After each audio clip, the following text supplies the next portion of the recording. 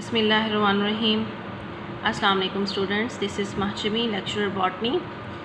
आज का जो हमारा लेक्चर है वो है एक्सक्रीशन के प्रोसेस के ऊपर।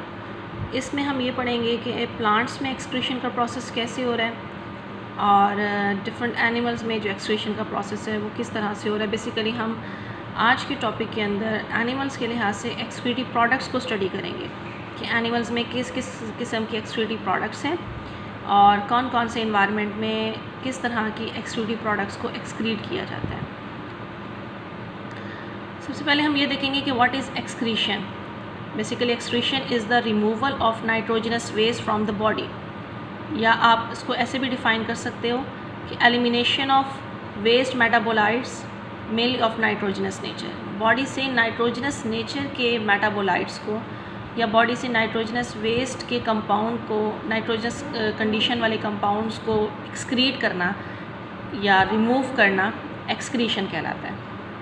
नहीं, अब आप इसमें ये देख सकते हैं कि एक्सक्रीशन के प्रोसेस के अंदर हम ये मेंशन नहीं कर रहे हैं कि वाटर को रिमूव करना, एक्स्ट्रा सॉल्ट्स को रिमूव करना, नहीं, क्योंकि डिफरेंट सॉल्ट्स ऐसे भी हो सकते हैं जिनमें नाइट्रोजन ना हो।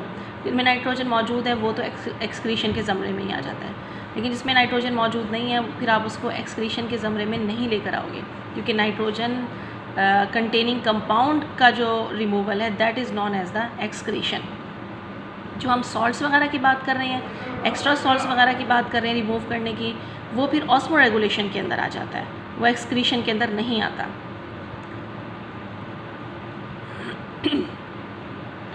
Here are some excretive products in animals। जितने भी एक्सक्रीटिव प्रोडक्ट्स हैं वो किसी ना किसी कंपाउंड के मेटाबॉलिज्म के नतीजे में बन रहे होते हैं। हमारी बॉडी में जब भी मेटाबॉलिज्म होता है उसके रिज़ल्ट में कुछ कंपाउंड ऐसे बनते हैं जो बॉडी के लिए नेसेसरी होते हैं, बॉडी उनको इस्तेमाल करती है, लेकिन कुछ कंपाउंड ऐसे होते हैं जिनको बॉडी इस्तेमाल नहीं करती है, बल्कि वो बॉडी के लिए नुकसानदेह हो सकते हैं। अगर उनकी क्वांटिटी बहुत ज़्यादा बढ़ जाए तो then they may be toxic, they should be release from the body, they should be remove from the body. यहाँ पर मैंने आपको कुछ बताया हुआ है कि किस तरह से मेटाबॉलिज्म के नतीजे में किस तरह के कंपाउंड बनते हैं। Carbohydrates and lipids are metabolised to carbon dioxide and water. Proteins and nucleoproteins are metabolised to nitrogenous waste. अब नाइट्रोजनस वेस्ट में क्या क्या आ सकते हैं? अमोनिया, यूरिया, यूरिक एसिड वगैरह तमाम की तमाम चीज़ें आ सकती हैं। Excretive products in plants. In autotrophic mode they produce oxygen. Autotrophic mode का मतलब है during the process of photosynthesis ये ऑक्सीजन प्रोड्यूस करते हैं। कुछ ऑक्सीजन को इस्तेमाल कर लिया जाता है, बाकी को रिमूव कर दिया जाता है। During the metabolism they produce carbon dioxide and water. They also produce several organic and inorganic compound, और फिर उनको अकॉर्डिंगली एक्सक्रीट कर दिया जाता है। Now we are going to study the mechanism of excretion in plants. अब plants में जो एक्सक्रीशन का प्रोसेस है उनमें डिफरेंट पार्ट्स हैं जो हिस्सा ले रहे हैं, या डिफरेंट प्रोसेसेस हैं जो हिस्सा ले रहे हैं, like transpiration. During the process of transpiration they remove somewhat water. लेकिन मैं आपको बता चुकी हूँ कि जो वाटर है वो एज सच एक्सक्रीटिव प्रोडक्ट नहीं है। वाटर का जो रिमूवल है that is include in the osmo regulation, that is include in the process of evaporation, that is include in the process of turgidity। लेकिन फिर भी हम यहाँ पर इसको मेंशन कर देते हैं ताकि मतलब हमारे यहाँ पर मेंशन करने का मतलब ये कि आपकी कन्फ्यूजन को दूर किया जा सके। सेलुलर लेवल के ऊपर अगर हम एक्सक्रीशन की बात करें कि सेल किस तरह से एक्सक्रीट आउट कर रहे हैं, तो सेल में एक्सक्रीशन के प्रोसेस की जो हेल्प कर रहा है वो वैक्यूल है। आपको पता है प्लांट में एक लार्ज वैक्यूल मौजूद होता है that is present in the centre of the cell, that is involve in the storage. अब वो जो स्टोरेज है वो वेस्ट प्रोडक्ट का भी हो सकता है, वो जो है वो यूजफुल प्रोडक्ट्स का भी हो सकता है। जब हम वेस्ट प्रोडक्ट्स की बात करते हैं तो वेस्ट प्रोडक्ट को वैक्यूल में क्रिस्टल की फॉर्म के अंदर स्टोर किया जाता है और फिर आहिस्ता आहिस्ता से उसको रिमूव कर दिया जाता है। ऑर्गन लेवल के ऊपर जब एक्सक्रीशन हो रही है तो लीव्स जो हैं वो इस प्रोसेस के अंदर इन्वॉल्व हैं। They store waste of organic and inorganic nature. They fall off as autumn leaf or die off as happen in the leaves and stalk of certain bulbs like bluebells। आमतौर पे आपने देखा है ख़ज़ा के मौसम में पत्ते झड़ जाते हैं, तो पत्तों का जो झड़ना है वो बेसिकली होता इस वजह से है कि जब उनके अंदर नाइट्रोजनस वेस्ट या फिर जो टॉक्सिक मटेरियल है उनको जमा किया जा रहा होता है तो वो उससे फिल हो जाते हैं। फिर उसमें ये होता है कि ये नहीं है कि उनके अंदर क्लोरोफिल ख़त्म हो गया। यानी अगर हम देखते हैं ना कि पत्ते येलो हो रहे होते हैं, तो पत्तों के येलो होने का मतलब ये नहीं होता कि उसमें क्लोरोफिल ख़त्म हो गया। क्लोरोफिल मौजूद होता है, लेकिन उसमें जो टॉक्सिक मटेरियल चला गया है, उस टॉक्सिक मटेरियल की पिगमेंटेशन उस पत्ते में हो जाती है। अब क्योंकि उस लीफ के पास टॉक्सिक मटेरियल है, वो प्लांट के लिए ख़तरनाक है, प्लांट को उसकी ज़रूरत नहीं है, तो प्लांट बेसिकली उन पत्तों की तरफ अपनी फूड सप्लाई को रोक देता है, क्योंकि वो पत्ते अब उसके ऊपर बोझ बन गए हैं, उसकी ज़रूरत नहीं है, बल्कि उनके पास एक ऐसी चीज़ है जो प्लांट को नुकसान पहुंचा सकती है। तो प्लांट जो है फूड सप्लाई को रोक देता है, जिसकी वजह से उनकी जो पिटियोल होती है वो ब्रिटल हो जाती है, और जैसी हवा चले या फिर थोड़ा सा भी दरख्त हिलता है या उसकी शाखें हिलती हैं, तो पत्ते जो हैं वो नीचे गिरना शुरू हो जाते हैं। इनको हम ऑटम लीव्स कहते हैं। या ये भी होता है कि जैसे ब्लू बेल्स वगैरह हैं, उनके पत्ते डाई ऑफ कर जाते हैं, बल्ब जो हैं वो नीचे रह जाते हैं, वो भी बाद में ग्रो कर जाती हैं। अभी जो पत्ते दरख्तों से नीचे झड़ के गिरते हैं, ये बड़े अच्छा सोर्स होते हैं मिनरल्स का। तो गार्डनर्स जो हैं वो इन रोटेड लीव्स को इस्तेमाल करते हैं as a mineral source. Leaves को हम एक्सक्रीटोफोर, इस तरह से भी हमें पता चला कि लीव्स जो हैं they are involve in the excretion of the waste product, that's why they are also known as the excretophore. Change in color of leaf is not due to the loss of chlorophyll loaded with the pigmented compound prior to the falling off। ये मैंने अभी आपके साथ discuss किया है कि colour जो change हो रहा है वो किस वजह से हो रहा है। Toxic material increase sharply as your yellowing proceed. जैसे जैसे हम देखते जाएँ कि पत्ते येलो मज़ीद होते जा रहे हैं, तो इसका मतलब है कि उसमें टॉक्सिक मटेरियल ज़्यादा जमा होता जा रहा है। प्लांट्स में ब्रांचेस और ट्रंक्स भी जो हैं वो एक्सक्रीशन के प्रोसेस के अंदर इन्वॉल्व हैं। तो ये होता है कि जो ब्रांच है या जो स्टेम होती है, उसमें टॉक्सिक मटेरियल को सेंटर में जमा किया जा रहा होता है। ख़ास तौर पे जो ओल्ड जाइलम है उसमें ये जमा किया जा रहा होता है, स्टोर किया जा रहा होता है। और ओल्ड जाइलम वो जिसने अब कंडक्शन का प्रोसेस रोक दिया है, वाटर कंडक्शन का प्रोसेस रोक दिया है, तो वहाँ पर वो जमा होता जाता है। इबोनी ट्री के अंदर हम लोग ये देखते होते हैं आमतौर पर, तकरीबन आपको मिलते होते हैं। अगर आपने कभी गौर किया हो तो जहाँ पर ये वुड लॉग्स पड़े हुए होते हैं, लकड़ियाँ कटी हुई पड़ी होती हैं, आप देखेंगे सेंटर के अंदर आपको, उस ट्री के सेंटर के अंदर आप देखेंगे कि आपको डार्क सी डेपोजिशन नज़र आ रही होती है। तो बेसिकली उन्होंने वहाँ पर अपने ऑर्गेनिक मटेरियल को डिपॉजिट किया हुआ होता है। अभी जो ऑर्गेनिक मटेरियल ना, ये जो डिपॉजिट हो रहा है इनमें, एक इसके दो फ़ायदे हैं। एक तो ये है कि प्लांट को उससे निजात मिलती जा रही है, दूसरी बात ये कि ये प्लांट की वुड में रेजिस्टेंस भी पैदा करता है। उनके ऊपर जो है इंसेक्ट्स वगैरह या जो भी जानवर जो उनको नुकसान पहुंचा सकें दरख्तों को, वो उसके ऊपर अटैक नहीं कर पाते।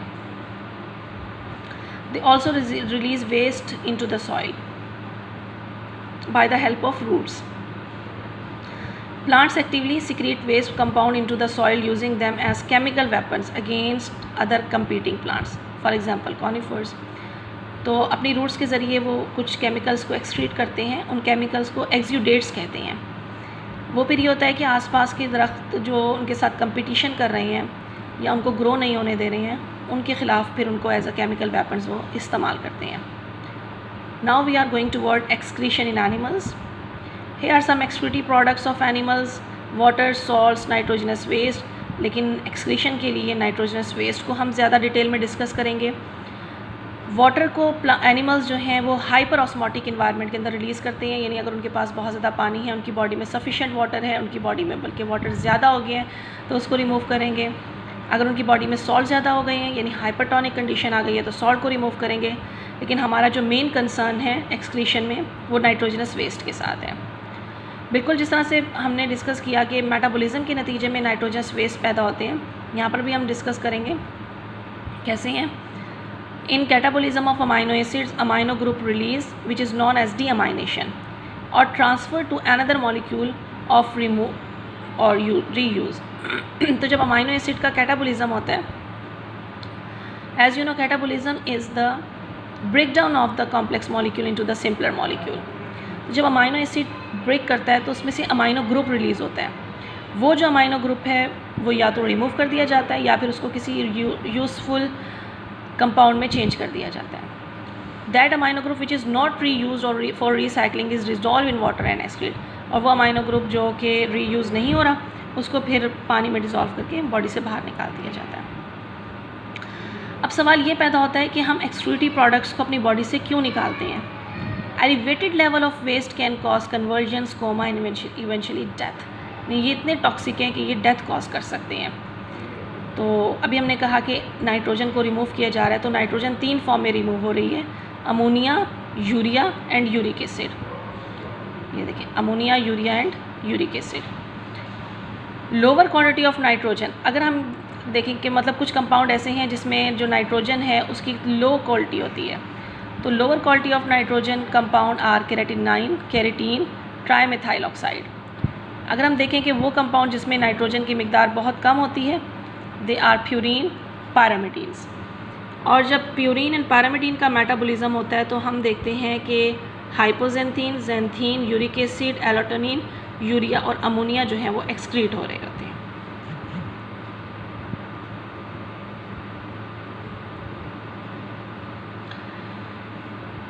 Here are some animals with their excretory products। आप यहाँ पर देख सकते हैं कि हमारी बॉडी में प्रोटीन का मेटाबॉलिज्म भी हो रहा है, हमारी बॉडी में न्यूक्लिक एसिड का मेटाबॉलिज्म भी हो रहा है।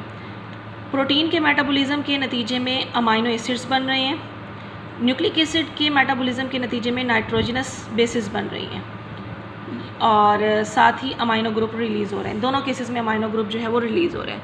अब ये सारा का सारा प्रोसेस उन एनिमल्स में भी हो रहा है जो वाटर के अंदर रहते हैं, एरिड एनिमल्स में, एरिड बर्ड्स में भी हो रहा है, और टेरेस्ट्रियल एनिमल्स के अंदर भी आप देख सकते हैं सारा का सारा प्रोसेस हो रहा है।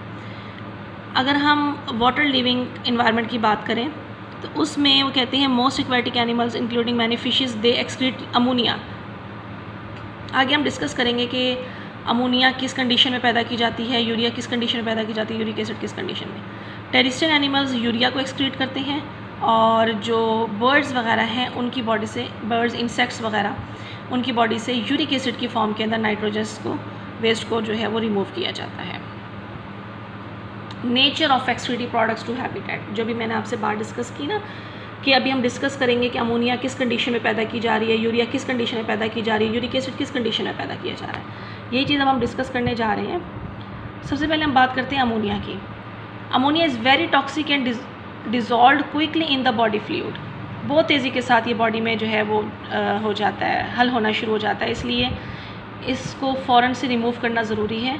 बस ज़्यादा से थोड़ी सी कंसनट्रेशन अगर रुक जाए अमोनिया की बॉडी में तो नुकसान नहीं होता, लेकिन अगर ज़्यादा हो जाए तो वो नुकसान पहुंचा सकती है। Body required large volume of water to eliminate it. इसलिए अभी हमने देखा कि एक्वाटिक एनिमल्स में अमोनिया की फॉर्म के अंदर नाइट्रोजनस वेस्ट रिमूव हो रहे हैं, क्योंकि अमोनिया को रिमूव होने के लिए बहुत ज़्यादा मिकदार में पानी चाहिए होता है। टेरेस्ट्रियल एनिमल्स के अंदर या बर्ड्स, जो रेप्टाइल्स, इंसेक्ट्स हैं, उनमें वाटर की अमाउंट इतनी ज़्यादा नहीं होती, वाटर की अवेलेबिलिटी जो है वो इतनी ज़्यादा नहीं होती। वाटर की अवेलेबिलिटी हमें एक्वाटिक इन्वायरमेंट में मिलती है, वहाँ पर पानी की किसी किस्म की कोई कमी नहीं है, तो इसलिए वहाँ के जो ऑर्गेनिज़म्स हैं, वहाँ के जो एनिमल्स हैं, वो अमोनिया की फॉर्म के अंदर ही उसको एक्सक्रीट कर देते हैं। अमोनिया को 1 ग्राम अमोनिया को रिलीज़ होने के लिए 500 ml वाटर चाहिए होता है। And the animals which are removing ammonia as a nitrogenous waste from their body are known as ammonotelic. Urea is excrete when there is restricted supply of water. 1 gram of urea required 50 ml of water for removal. थोड़ा सा पानी चाहिए ammonia की निस्बत। Mainly this occur in the animals having short supply of water, for example terrestrial mammals, and the animals which excrete urea as excretory product are known as ureotelic. अब होता यह है कि हमारी बॉडी में पहले अमोनिया बनती है, फिर मतलब उसको यूरिया में कन्वर्ट किया जा रहा होता है। अब जो एक्वाटिक एनिमल्स हैं वो तो अमोनिया को डायरेक्ट रिमूव कर देते हैं, लेकिन अभी हमने पढ़ा कि जो टेरेस्ट्रियल एनिमल्स हैं, जैसे हम लोग भी हैं, उनमें अमोनिया को एक्सक्रीट करने के लिए बहुत ज़्यादा पानी चाहिए, जिसकी वजह से वाटर डेफिशिएंसी हो सकती है। तो अमोनिया को यूरिया में कन्वर्ट किया जाता है। कैसे कन्वर्ट किया जाता है? एक मॉलिक्यूल अमोनिया का कार्बन डाइऑक्साइड के साथ मिलता है, पीछे से जो एक कंपाउंड आ रहा है ऑर्निथीन, उसके साथ कंबाइन करके सिट्रोलिन बनाता है। सिट्रोलिन से अब यहाँ पर कुछ स्टेप्स मिस हैं, डायरेक्ट दिया हुआ है आपकी बुक के अंदर, वो तमाम स्टेप्स हैं, यहाँ पर डायरेक्ट दिया हुआ है। आमतौर पे सिट्रोलिन से आर्जिनोसक्सीनेट बनता है। यहाँ पर जो मेंशन किया ना इस जगह पर, सिट्रोलिन से आर्जिनोसक्सीनेट बनता है। आर्जिनोसक्सीनेट को आर्जिनिन में कन्वर्ट कर दिया जाता है। आर्जिनिन के ऊपर एक एंजाइम आके वर्क करता है which is known as arginase, and arginase convert arginine into urea, and further जो है वो यूरिया आर्जिन बाकी जो है वो ऑर्निथीन के अंदर कन्वर्ट हो जाता है। इस जगह पर जो सिट्रोलिन है, सिट्रोलिन के पास एक और अमोनिया का कंपाउंड आता है और वो यहाँ पर ऐड होता है और फिर यूरिया बना रहा होता है। तो इस तरह से हम कह सकते हैं एक यूरिया बनाने के लिए 2 अमोनिया अमाइनो ग्रुप जो है वो ऐड होते हैं। फिर यूरिया को जो है बॉडी से एक्सक्रीट आउट कर दिया जाता है। यूरिक एसिड अगर हम देखें तो यूरिक एसिड को रिमूव करने के लिए only 1 ml of water is required. Birds and reptiles living in dry environment excrete uric acid, and the animals which are excreting the uric acid as excretory product are known as ureotelic। तो ये हमारा आज का lecture था। इसमें आपको जो भी प्रॉब्लम हो तो आप उसको व्हाट्सएप ग्रुप के अंदर डिस्कस कर सकते हैं। Thank you, best of luck.